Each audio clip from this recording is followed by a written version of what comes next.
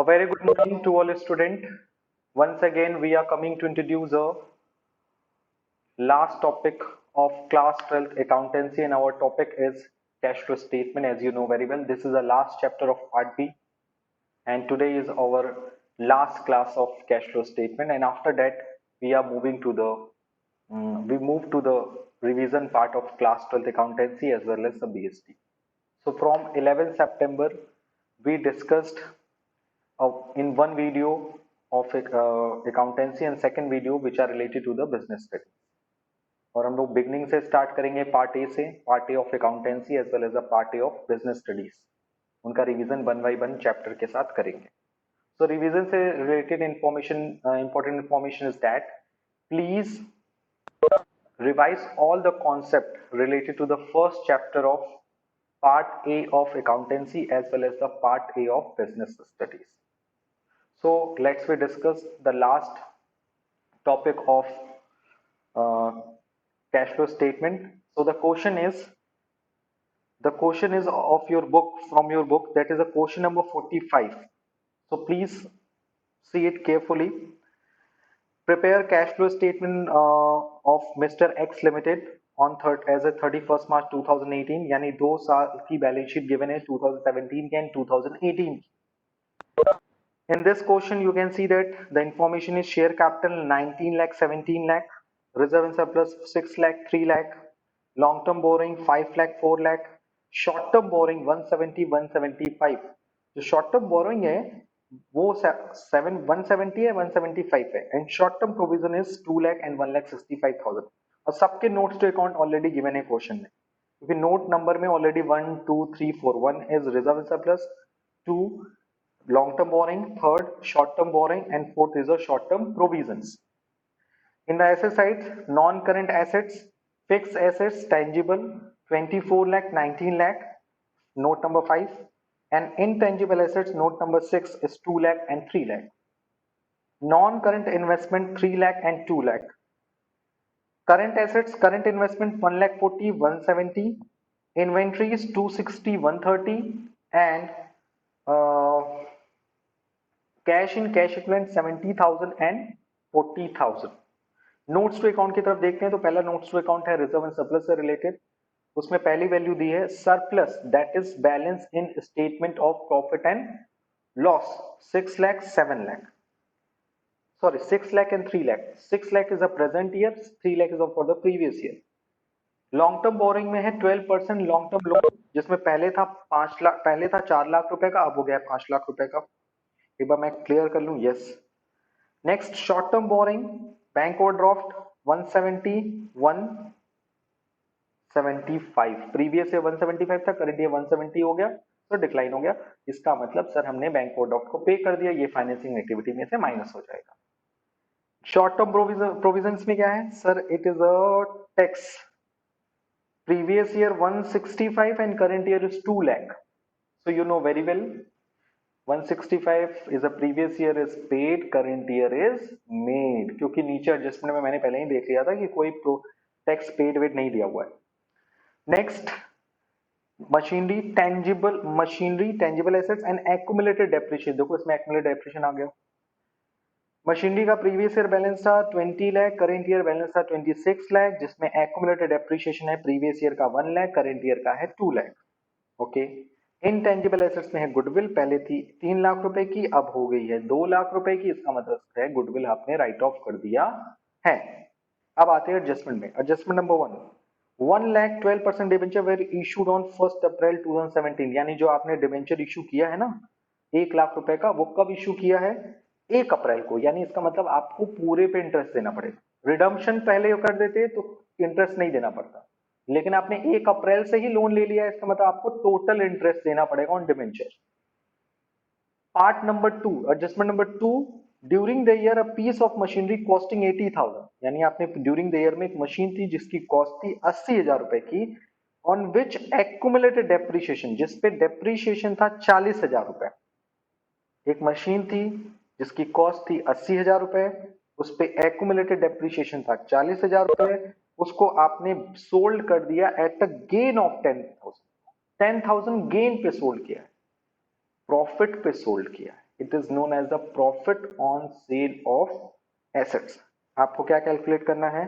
In this question you have to calculate the cash flow from operating activity. सिर्फ operating activity बनानी है, मुझे लगा कि इसमें पूरा कुछ बनाना है।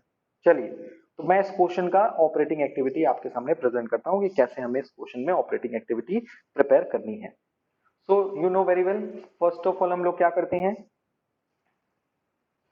फर्स्ट ऑफ ऑल हमें चाहिए space. So for the space we write down the cash flow from operating activity। और cash flow from operating activity के लिए सबसे पहले क्या चाहिए? Net profit before tax and extra ordinary item. Sir इसके लिए वर्किंग नोट बनाना पड़ेगा। यस, बनाना ही पड़ेगा। कैसे वर्किंग नोट बनेगा तो आप लोग देख लो। फर्स्ट ऑफ ऑल हम क्या लेंगे? Profit as per balance sheet. Balance sheet के अकॉर्डिंग आपका प्रॉफिट कितना है? बैलेंस शीट के अकॉर्डिंग हमारी प्रॉफिट दी है अकॉर्डिंग टू द क्वेश्चन।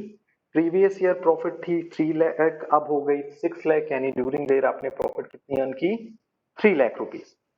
उसमें क्या क्या चीजें ऐड करते हैं मैंने आपको बताया? Transfer to reserve, provision for tax made, and last is, याद आ रहा है? हाँ, transfer to general reserve, dividend paid. Yes, 3 चीजें थी।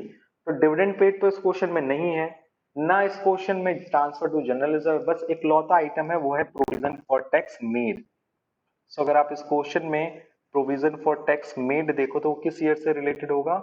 करंट ईयर से। तो करंट ईयर का प्रोविजन फॉर टैक्स कितना है? 2 लाख रुपीस। सो आपकी नेट प्रॉफिट बिफोर टैक्स कितना आ गया? 5 लाख। उसके बाद क्या करेंगे सर? ऐड करेंगे as it is. You know very well, क्या क्या ऐड करते हैं?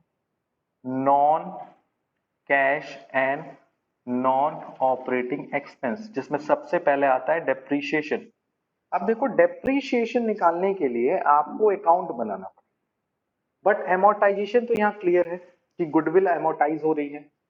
पहले थी 3 लाख की, अब क्या हो गई? 2 लाख की। तो गुडविल रिटर्न ऑफ तो क्लियर है, घट रही है वैल्यू। कितने से घट रही है? 1 लाख रुपए से।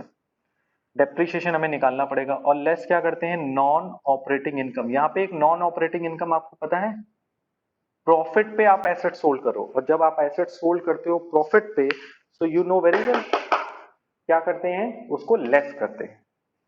Profit on sale of machinery. आपने मशीन सेल की तो कितना प्रॉफिट है आपको? हुआ है 10,000, तो उसको आप डिडक्ट करोगे। डेप्रीशिएशन यहां आपको निकालना पड़ेगा, और डेप्रीशिएशन के लिए क्या चाहिए? डेप्रीशिएशन के लिए हमें अकाउंट बनाना पड़ेगा, क्योंकि आपने एसेट्स को पार्ट ऑफ द वैल्यू पे सोल्ड किया है। तो सर डेप्रीशिएशन निकाल लो। यस, निकाल लो।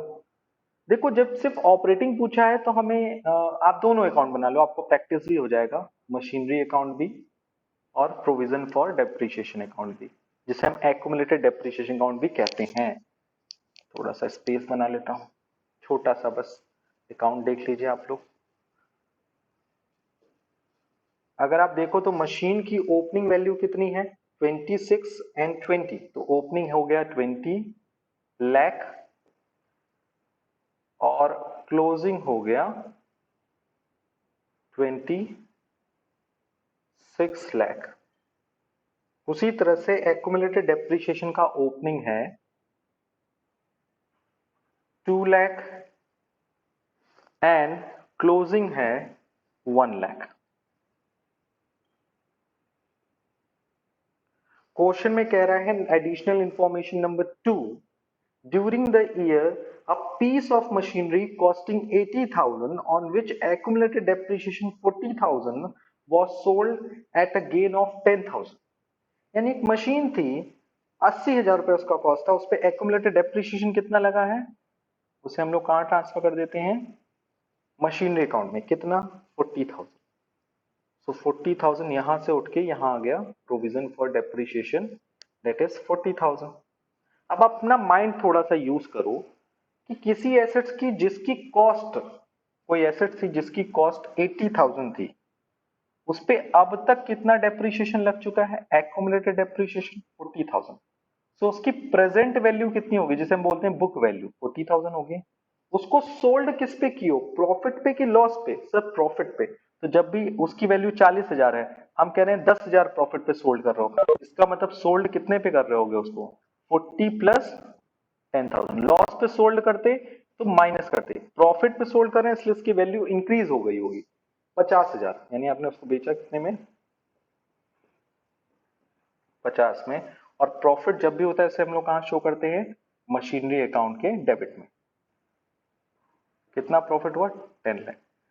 अब आप इसको बैलेंस करोगे ना, जैसे यहां कितना आ रहा है 26 लाख और 90, 26 लाख 90,000, जबकि इधर कितना आ रहा है 20 लाख 10,000, 20 लाख 10,000। सो 6 लाख 80,000 जो है वो आपका हो गया होगा टू बैंक, यानी इतने की आपने एसेट्स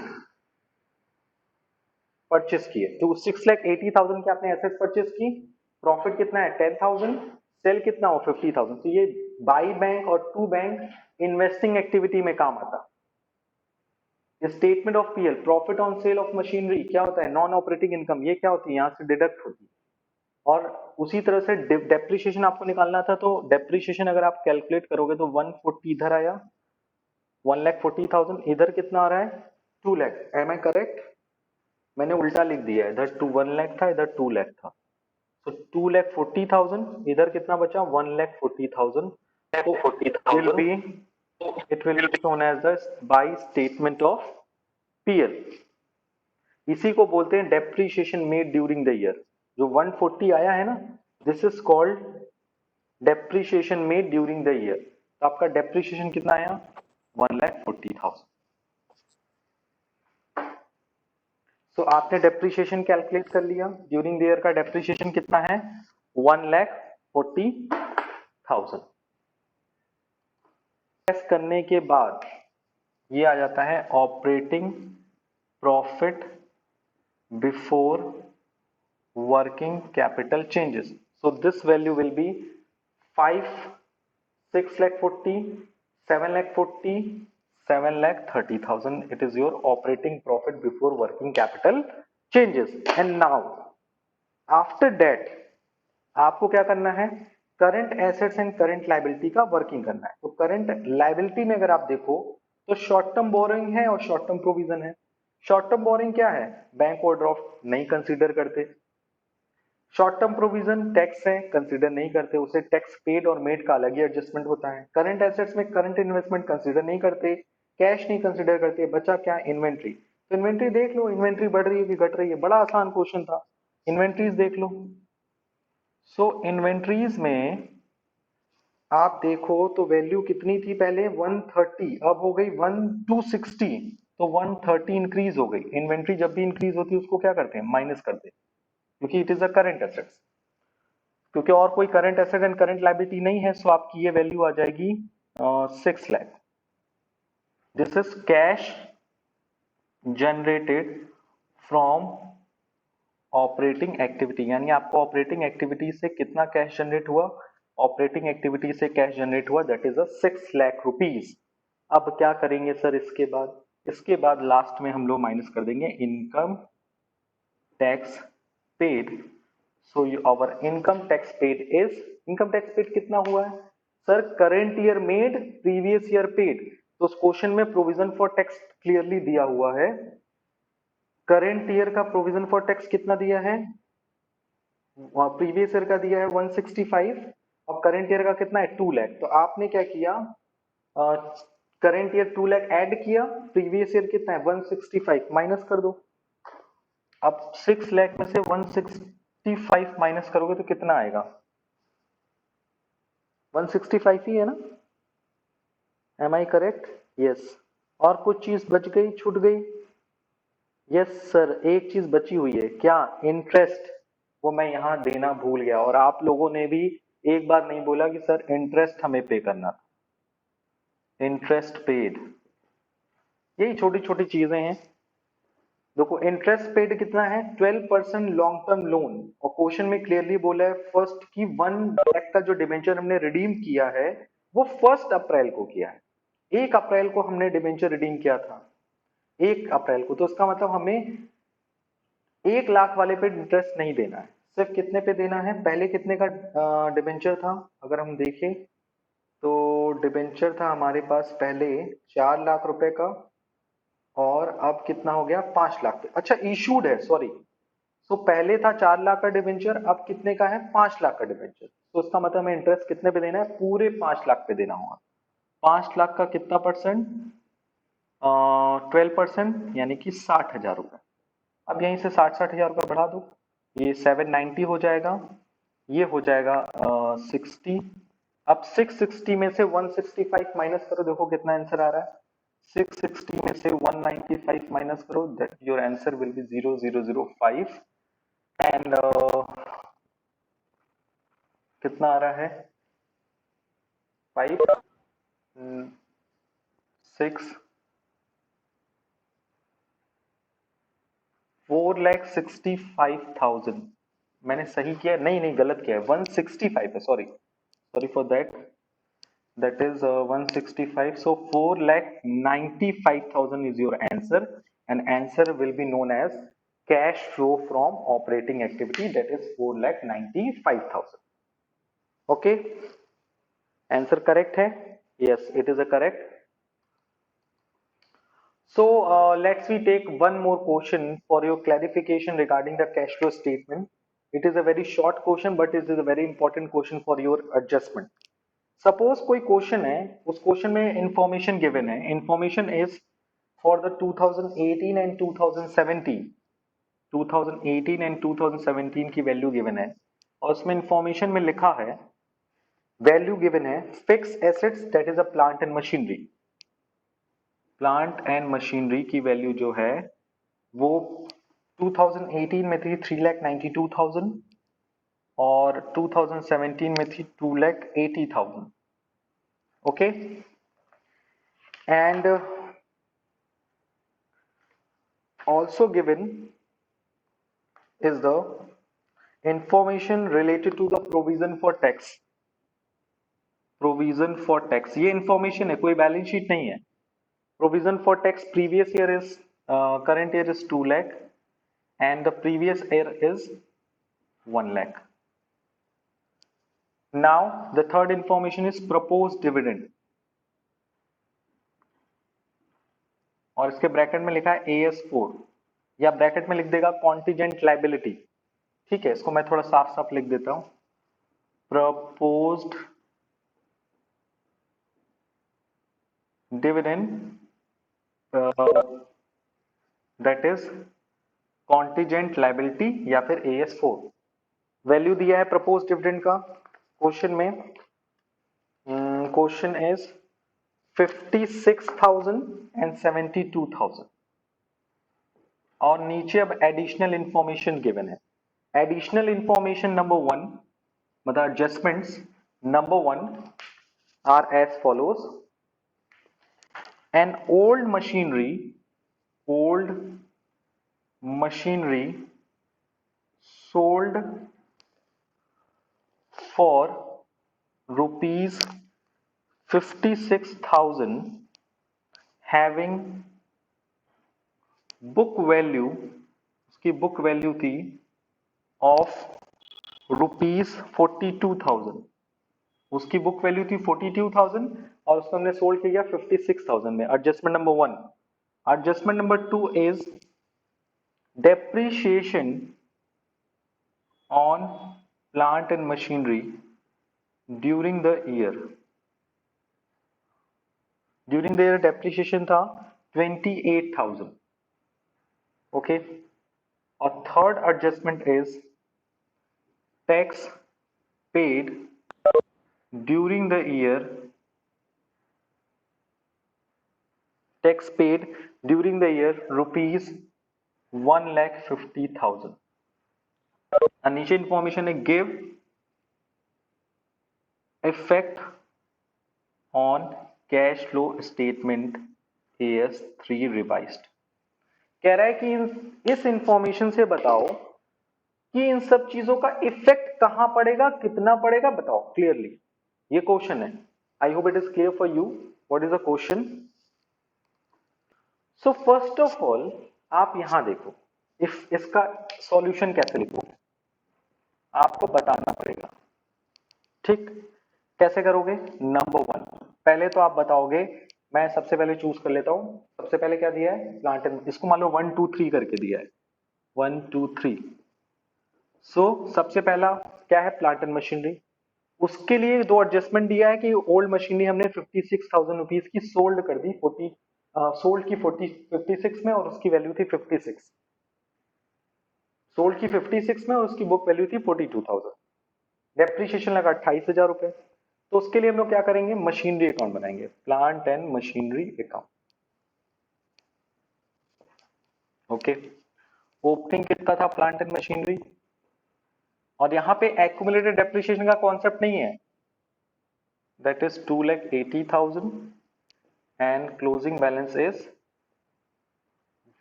3,92,000। ओके, अब क्वेश्चन में किया क्या गया? हमने एक मशीन थी सोल्ड की 56,000 में, तो बाई बैंक कितना पैसा आया होगा? 56,000। ओके, बुक वैल्यू कितनी थी? 42। सोल्ड कितने में किए? 56, ज्यादा पे सोल्ड किए ना, प्रॉफिट हो गया। To statement of P L, sir profit हो गया। 42 की चीज 56 में सोल्ड कर दी, कितना प्रॉफिट हो गया? 14,000। डिफरेंस निकाल लो। डेप्रीशिएशन कितना लगा है ड्यूरिंग द ईयर? 28,000। अब इसको बैलेंस करो, इधर आ रहा है 28 plus 14, 2,94,000 in the debit side, where is in credit side कितना आ रहा है? 56, 28, 8, ओके, एंड 392, 6, 476, और क्रेडिट का टोटल आ रहा है 4,76,000। डिफरेंस कितना आ रहा है? 0,002 से 8, 1,82,000। सो आपने परचेस कितना किया? 1,82,000। पहले आप सारा वर्किंग बना लो, वर्किंग बन जाएगी तो आप इफेक्ट बता दोगे कैश फ्लो में कि उस सबका इफेक्ट क्या होगा, और क्वेश्चन में इफेक्ट्स पे नंबर होंगे कि आपने सारे इफेक्ट्स बताएंगे नहीं, क्योंकि पूरे कैश फ्लो स्टेटमेंट पे इफेक्ट बताने, ऑपरेटिंग में कितना पड़ेगा, इन्वेस्टिंग में कितना पड़ेगा, फाइनेंसिंग में कितना पड़ेगा। दूसरा इंफॉर्मेशन किससे related? The second information which are related to the provision for tax. Current year 2 lakh, previous year 1 lakh, और ड्यूरिंग द ईयर हमने कितना टैक्स पेड किया? 1,50,000। तो उसके लिए कौन सा अकाउंट बनाएंगे? Provision for tax account. Opening closing, तो ओपनिंग कितना है आपका प्रोविजन फॉर टैक्स? ओपनिंग है provision for tax is 1 lakh. Closing कितना है आपका? 2 लाख। टैक्स पेड कितना किया? तो टैक्स पेड कहां लिखते हैं? इधर, टू बैंक। पेड कितना किया? दैट इज हमने पे किया 1,50,000, 3,50,000। तो हमने कितना प्रिपेयर किया? 2,50,000 by statement of PL tax made. और थर्ड वाले के लिए तो एडजस्टमेंट की जरूरत है ही नहीं, क्योंकि उसमें तो क्लियरली रूल है AS4 का कि when we prepare the cash flow statement and if there are any kind of proposed dividend for the 2 year, current year and previous year. Current year का प्रपोज्ड डिविडेंड कितना है? 56। Previous year का कितना है? 72। So we could only focus on the last year, सिर्फ 72,000 focus करना है और कहीं नहीं करना है। तो मैं क्वेश्चन रफ करता हूं, अब मैं चलता हूं इसके सॉल्यूशन पे। सो करेंगे क्या हम लोग? अब इफेक्ट्स बताएंगे कहां कहां पड़ेगा। Effects one by one. Effect number one, effect on cash flow statement number one, depreciation 28,000। तो डेप्रीशिएशन जो 28,000 है उसे आप क्या करोगे? ऐड करोगे नेट प्रॉफिट बिफोर टैक्स में as a non operating expense. Adjustment number two मतलब सेकंड इफेक्ट क्या पड़ेगा, आप देख रहे हो बैंक, पहले आते हैं यहाँ पर प्रॉफिट हुआ है। प्रॉफिट जब भी होता है सेल पे तो क्या होता है, प्रॉफिट ऑन सेल, रुपीस कितना है 14,000, इसे क्या करोगे, डिडक्ट करोगे कहां से, नेट प्रॉफिट बिफोर टैक्स में से। थर्ड इफेक्ट, मैं सारा इफेक्ट बता रहा हूं, ये आपने सेल किया तो सेल जो किया ये इनफ्लो हुआ किस एक्टिविटी का, इन्वेस्टिंग का। सो इन्वेस्टिंग, आप पहले ऑपरेटिंग का पूरा बता देते हैं, ठीक है, यह मैं पहले पूरा ऑपरेटिंग एक्टिविटी का बता देता हूं कहां इफेक्ट पड़ेगा। ऑपरेटिंग एक्टिविटीज में इफेक्ट नंबर 1 क्या पड़ेगा, डेप्रिसिएशन में 28,000 ऐड होगा, प्रॉफिट जो है 14,000 रुपीज वो डिडक्ट होगा, और depreciation provision for tax made कितना है 2,50,000। तो ये प्रोविजन फॉर टैक्स मेड जो है कितना मेड है भैया 2,50,000, ये क्या होगा, ऐड होगा, कहां ऐड होता है, you know, yes, add in net profit after tax में ऐड होता है। और ये जो पेड है 1,50,000 सॉरी, हाँ 1,15,000, ये क्या होगा, माइनस होगा provision for tax made, sorry paid, ये मैं सिर्फ ऑपरेटिंग का बता रहा हूं अभी। जो पेड है 1,50,000 वो डिडक्ट होगा, कहां से डिडक्ट होगा, net sorry cash generated from operating activities. ये इफेक्ट इतना पड़ेगा। अब एक इफेक्ट और है प्रपोज डिविडेंड का, जो प्रीवियस ईयर की वैल्यू थी ना प्रपोज डिविडेंड, प्रपोज डिविडेंड जो प्रीवियस ईयर का था, कितनी वैल्यू थी उसकी 72,000, उसे हम लोग क्या करेंगे, पहले ऐड करेंगे, कहां ऐड करेंगे भैया, नेट प्रॉफिट आफ्टर टैक्स वाले में, after tax and extraordinary item में ऐड करेंगे। तो इतने सारे एडजस्टमेंट तो ऑपरेटिंग में ही हो जाएंगे, बचेगा इन्वेस्टिंग और इन्वेस्टिंग और फाइनेंसिंग। तो इन्वेस्टिंग में कहां कहां इफेक्ट पड़ेगा उसको भी देख लेते हैं वन बाई वन। इन्वेस्टिंग में पहला इफेक्ट पड़ेगा, ये चीज ऐड होगी 56,000, add ₹56,000 sale of plant and machinery, और डिडक्ट कितना होगा, परचेज, क्योंकि ये आउटफ्लो है, डिडक्ट ₹1,82,000, क्या है ये, purchase of plant and machinery deduct हुआ इन्वेस्टिंग से। तो आपने इफेक्ट कहां कहां बताया, ऑपरेटिंग में, इन्वेस्टिंग में, और लास्ट इफेक्ट कहां पड़ेगा, फाइनेंसिंग। सो फाइनेंसिंग में क्या इफेक्ट पड़ेगा,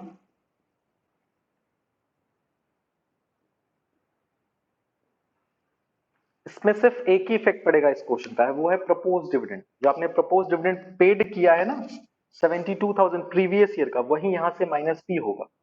सिर्फ एक एडजस्टमेंट पड़ेगा इसका, प्रपोज्ड डिविडेंड जो प्रीवियस ईयर का है 72,000 जो भी हो वैल्यू, उसे हम डिडक्ट कर दें cash flow from financing activity से।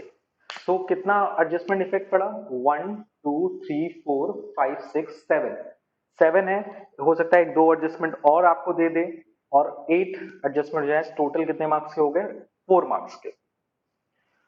सो आज हमारी जर्नी जो है क्लास 12th बी की और अकाउंटेंसी का जो पूरा सिलेबस है वो कंप्लीट हो गया है। Now we are completing the whole syllabus of class 12 B accountancy. We almost complete the part A as well as the part B. In the part B, we discussed a lots of important chapter, that is a financial statement of company, financial statement analysis, comparative common size, trend analysis, ठीक। और उसके बाद हम लोगों ने ratio analysis को discuss किया। Ratio analysis के बाद यानी जिसको हम बोलते हैं अकाउंटिंग रेशियोज, उसमें कई रेशियोज थे, बेसिकली 4 रेशियोज में क्लासिफाइड था, profitability, activity, liquidity, solvency and profitability. इन सबको डिस्कस करने के बाद हम लोगों ने लास्ट टॉपिक डिस्कस किया इस चैप्टर का, that is a cash flow statement. Cash flow statement generally prepared होता है as per the AS3 revised, जिसमें 3 एक्टिविटी होती है, operating, investing and financing. And we can see that how we will calculate the cash flow from operating activity, cash flow from investing activity and cash flow from financing activity. So I hope today we cleared all the topics, all the doubts related to the part B of accountancy, and after that हम लोग discuss करेंगे the next segment, the next step of our study, that is revision of part A as well as the part B. Okay, so one by one हम लोग revision करेंगे. तो उसके लिए आपको पहले एक बार सारी चीजें पहले से पढ़नी पड़ेगी. सो मुझे लगता है कि हम लोगों ने एक अच्छी जर्नी, एक अच्छी नॉलेज गेन किया है इस पूरी जर्नी में, from the March two the today is 10 सितंबर. तो ऑलमोस्ट अगर हम लोग काउंट करें तो अप्रैल, मई एंड जुलाई, अगस्त एंड सितंबर के 10 डेज, तो ऑलमोस्ट 4 to 5 मंथ्स हम लोग को लगे इस पूरी जर्नी को कंप्लीट करने. सो अभी इतना ही. Thank you. और अगर आपके कोई डाउट्स हैं तो आप लोग ऑनलाइन क्लास में या फिर व्हाट्सएप ग्रुप में अपने अपने डाउट्स भेजिए, तो उसमें हम लोग वर्क करेंगे. Thank you.